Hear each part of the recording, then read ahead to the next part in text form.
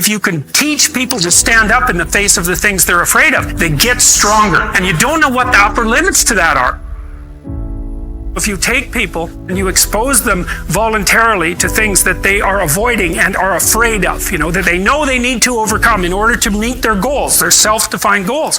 If you can teach people to stand up in the face of the things they're afraid of, they get stronger. And you don't know what the upper limits to that are, because you might ask yourself, if for 10 years, if you didn't avoid doing what you knew you needed to do, by your own definitions, right, within the value structure that you've created to the degree that you've done that, what would you be like? Well, there are remarkable people who come into the world from time to time, and there are people who do find out over decades-long periods what they could be like if they were who they were, if they spoke their being forward. And they get stronger and stronger and stronger, and we don't know the limits to that. We do not know the limits to that. And so you could say, well, in part, perhaps the reason that you're suffering unbearably can be left at your feet, because you're not everything you could be, and you know it. And of course, that's a terrible thing to admit, and it's a terrible thing to consider, but there's real promise in it, right? Because it means that perhaps there's another way that you could look at the world and another way that you could act in the world. So what it would reflect back to you would be much better than what it reflects back to you now. My experience is with people that we're probably running at about 51% of our capacity. You can think about this yourselves. I often ask undergraduates how many hours a day you waste or how many hours a week you waste. And the classic answer is something like 4 to 6 hours a day.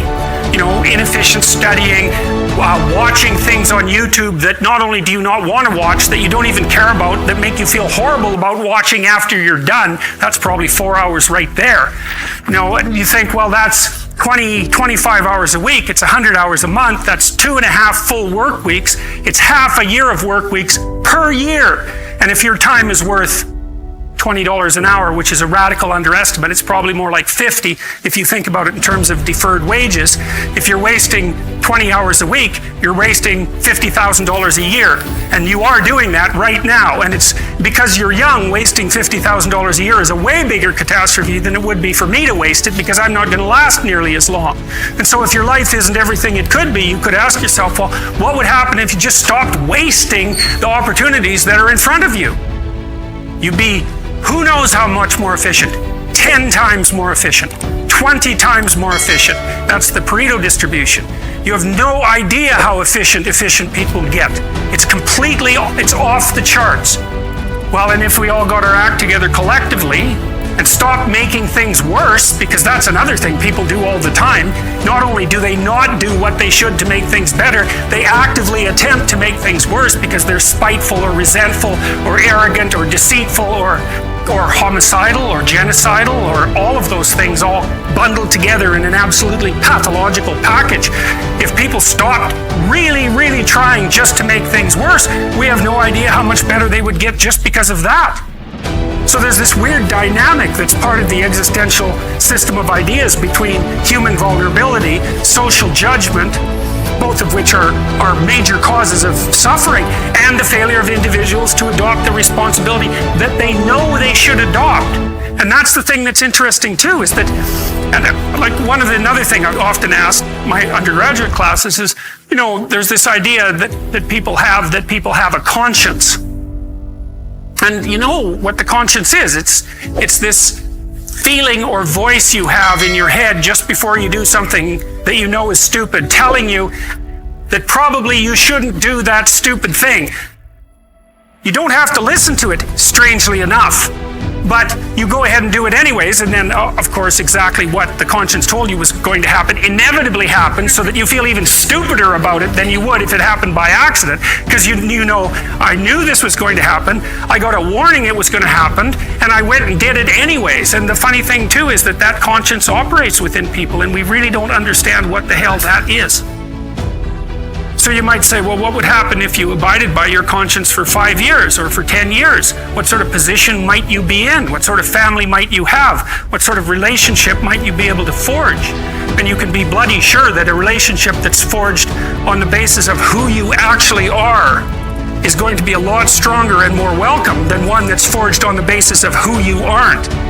Now, of course, that means that the person you're with has to deal with the full force of you in all your ability and your catastrophe, and that's a very, very difficult thing to negotiate.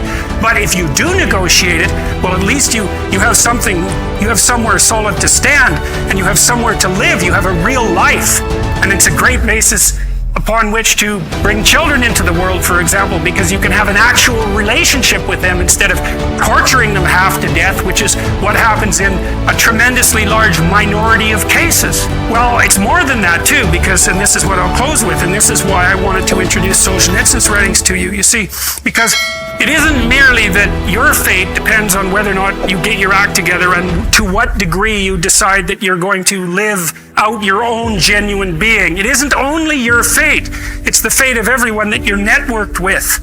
And so, you think, well, there's 7 billion people in the world. We're going to peak at about 9 billion, by the way, and then it'll decline rapidly, but 7 billion people in the world, and who are you? You're just one little dust mote among that 7 billion, and so it really doesn't matter what you do or don't do, but that's simply not the case.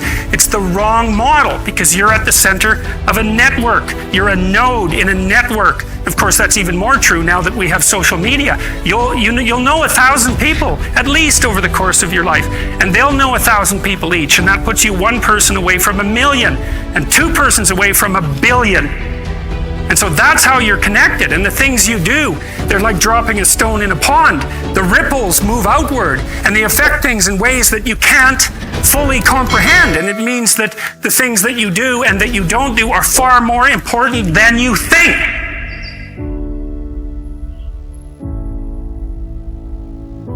Well, of course, the terror of realizing that is that it actually starts to matter what you do. And you might say, well, that's better than living a meaningless existence. It's better for it to matter.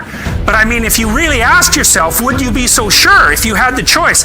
I can live with no responsibility whatsoever. The price I pay is that nothing matters. Or I can reverse it and everything matters. But I have to take the responsibility that's associated with that. It's not so obvious to me that people would take the meaningful path. When you say, well, nihilists suffer dreadfully because there's no meaning in their life and they still suffer. Yeah, but the advantage is they have no responsibility. So that's the payoff, and I actually think that's the motivation. Say, well, I can't help being nihilistic. All my belief systems have collapsed. It's like, yeah, maybe.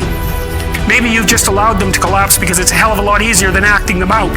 And the price you pay is some meaningless suffering, but you can always whine about that and people will feel sorry for you, and you have the option of taking the pathway of the martyr, so that's a pretty good deal, all things considered, especially when the alternative is to bear your burden properly and to live forthrightly in the world. Well, what Solzhenitsyn figured out in so many people in the 20th century, it's not just him, even though he's the best example, is that if you live a pathological life, you pathologize your society.